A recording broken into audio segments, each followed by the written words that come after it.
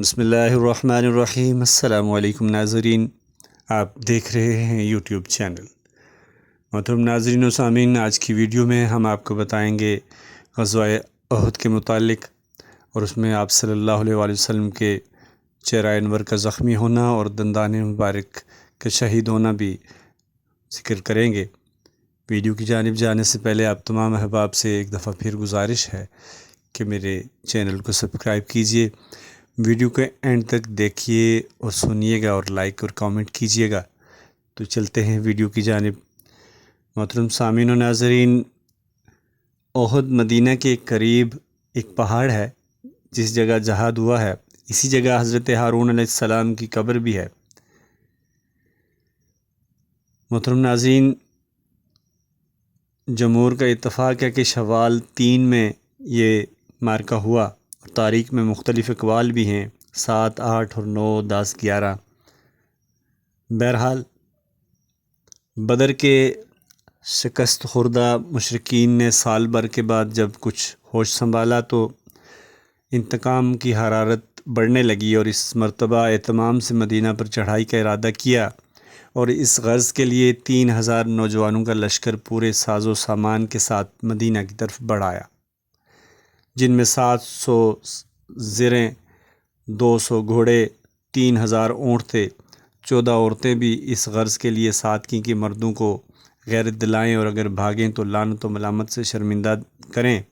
ادھر آن حضرت صلی اللہ علیہ وآلہ وسلم کے چچا حضرت عباس رضی اللہ تعالیٰ عنہ، جو اس وقت اسلام لا چکے تھے مگر ابھی تک مکہ میں ہی مقیم تھے، انہوں نے فوراً تمام حالات لکھ کر ایک تیز رو قاصد کے ہاتھ آپ صلی اللہ علیہ وآلہ وسلم کے پاس بھیج دیے۔ آپ صلی اللہ علیہ وآلہ وسلم کو اطلاع ہوئی تو فوراً 2 آدمی تحقیق کے حالات کے لیے بھیجے۔ انہوں نے آ کر خبر دی کہ قریش کا لشکر مدینہ آ پہنچا۔ چونکہ شہر پر حملہ کا اندیشہ تھا، ہر طرف پہرے بٹھا دیے گئے، اور صبح کو آپ صلی اللہ علیہ وآلہ وسلم صحابہ رضی اللہ سے مشورہ کے لیے تشریف لائے۔ اس کے بعد 1000 صحابہ کی جمعیت کے ساتھ مدینہ سے باہر تشریف لائے، جن میں عبداللہ بن ابی منافق اور اس کے 300 ہم خیال منافقین بھی شامل تھے، مگر یہ سب کے سب راستے میں ہی واپس ہو گئے۔ اب مسلمانوں کا لشکر صرف 700 ہی رہ گیا۔ مدینہ سے نکل کر جب فوج کا جائزہ لیا گیا تو کمسن بچے بھی شامل تھے، ان کو واپس کیا جانے لگا، تو بچوں کا جہاد کے متعلق ذوق و شوق کا یہ عالم تھا کہ جب رافع بن خدیج رضی اللہ سے کہا گیا کہ آپ کم عمر ہیں، واپس ہو جائیں، تو آپ پنجوں کے بل کھڑے ہو گئے اور کہا کہ میں جہاد میں حصہ لوں گا۔ سمرہ بن جندب جوان کم عمر تھے، جب انہوں نے دیکھا، عرض کیا کہ میں رافع کو لڑائی میں پچھاڑ سکتا ہوں، اگر وہ جہاد میں لے جا سکتے ہیں تو مجھے بھی لے جایا جائے۔ چنانچہ سمر رضی اللہ نے رافع کو بچھاڑ دیا اور ان کو بھی جہاد میں شامل کر لیا گیا۔ غرض یہ کہ مقابلہ پر پہنچ کر نبی اکرم صلی اللہ علیہ وآلہ وسلم نے صف آرائی فرمائی۔ احد پہاڑ پشت کی طرف تھا، اس لیے اس کی طرف سے غنیم کے آنے کا احتمال تھا۔ آپ صلی اللہ علیہ وآلہ وسلم نے 50 آدمی پہاڑ پر پہرے کے لیے کھڑے کر دیے اور ارشاد فرمایا کہ مسلمانوں کو فتح ہو یا شکست، مگر تم اپنی جگہ سے نہ ہلنا۔ لڑائی شروع ہوئی، اور دیر تک گھمسان کی لڑائی کے بعد جب فوجیں ہٹیں تو مسلمانوں کا پلہ باری تھا۔ قریش بدحواس ہو کر منتشر ہو گئے۔ مسلمانوں نے مال غنیمت جمع کرنا شروع کر دیا۔ یہ دیکھتے ہی وہ لوگ بھی اپنی جگہ چھوڑ کر یہاں آ گئے جن کو عقب کی جانب پہاڑ کی نگرانی کے لیے مقرر فرمایا تھا۔ ان کے امیر عبداللہ بن جبیر رضی اللہ نے بہت منع کیا، مگر وہ یہ سمجھ کر کہ اب یہاں ٹھہرنے کی ضرورت نہیں، یہاں سے ہٹ گئے، نہ رکے، اور یہ صرف چند صحابہ کرام رہ گئے۔ یہ دیکھ کر خالد بن ولید نے، جو ابھی تک مسلمان نہ ہوئے تھے، کفار کی طرف سے لڑ رہے تھے، عقب کی جانب سے دفعتاً حملہ کیا۔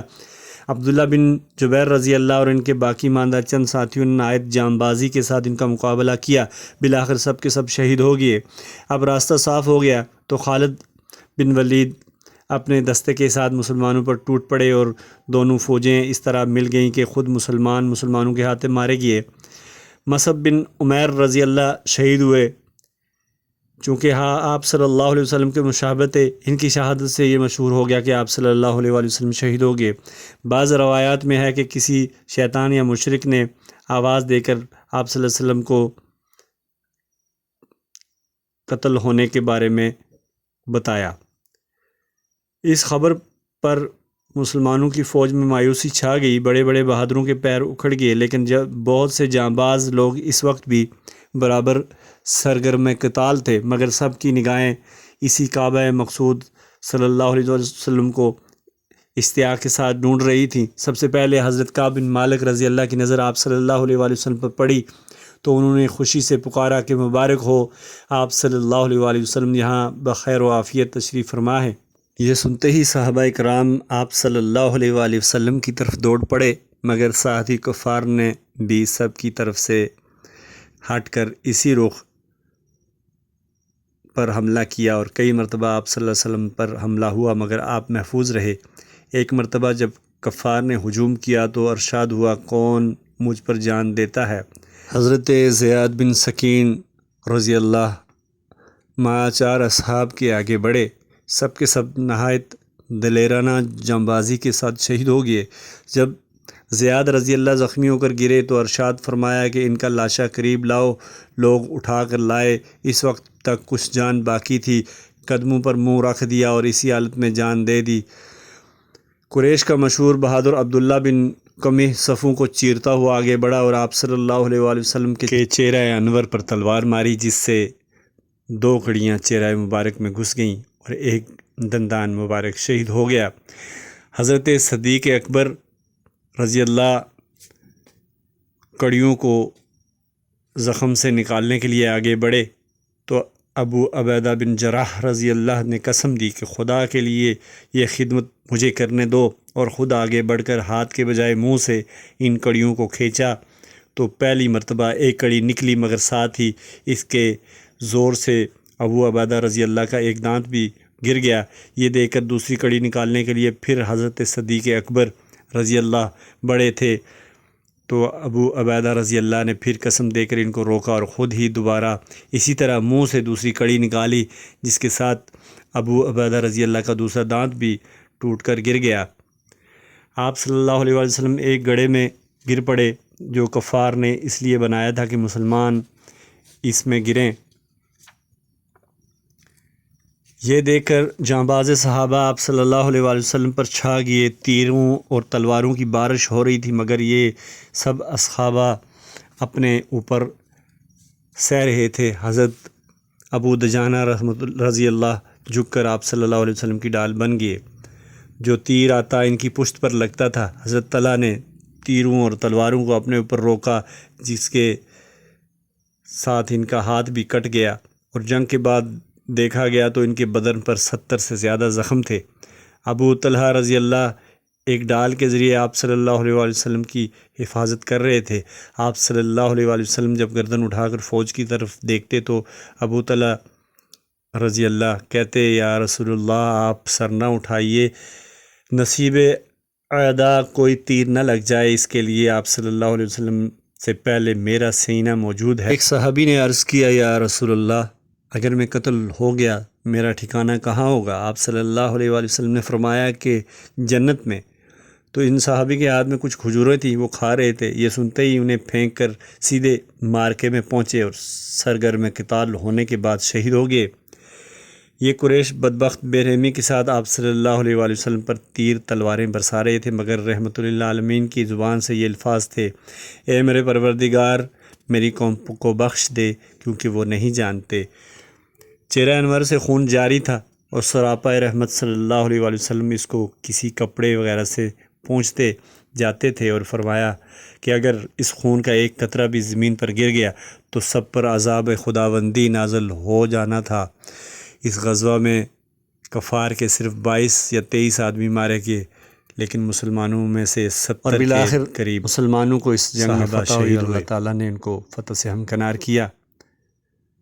لیکن ناظرین، اس بات سے آپ اور اس واقعے سے آپ اندازہ لگائیں کہ دین اور اسلام اللہ کے نزدیک کتنا بڑا ہے اور کتنی اہمیت ہے اللہ کے نزدیک دین کی، کہ اس دین کے لیے میرے نبی نے 27 سے زیادہ کم پیش 27 غزوات میں حصہ لیا۔ اس سے آپ اندازہ لگائیں کہ اللہ کے نزدیک دین کتنا ضروری اور کتنا اہمیت کا حامل ہے، کہ جس کے لیے اپنے نبی کے دندان مبارک بھی شہید کروائے، اور پیارے نبی صلی اللہ علیہ وآلہ وسلم کا چہرہ انور، رخ انور، جس کی قسمیں میرے اللہ نے اپنے قرآن میں اٹھائی ہیں، اس چہرہ انور کو، رخ انور کو زخمی کروایا۔ تو اس سے مسلمان اس بات کا اندازہ لگائیں کہ یہ دین کتنا قیمتی ہے، جو ہماری جھولیوں میں نبی کے صدقے کسی محنت کے، کسی قربانی کے بغیر آ گیا ہے۔ تو ہمیں اس کی قدر کرنی چاہیے اور اس دین پہ عمل کر کے دنیا آخرت کو سنوارنا چاہیے اور اس دین کو آگے پھیلانا چاہیے۔ اللہ تعالی ہم سب کو پیارے نبی صلی اللہ علیہ وآلہ وسلم کی قدر کرنے اور ان کی سنتوں اور سیرت پر عمل کر کے دنیا آخرت کو سنوارنے کی توفیق عنایت فرمائے۔ اللہ تعالی ہم سب کا حامی و ناصر ہو۔ اگلی ویڈیو تک کے لیے اجازت دیجیے۔ اللہ نے کے بعد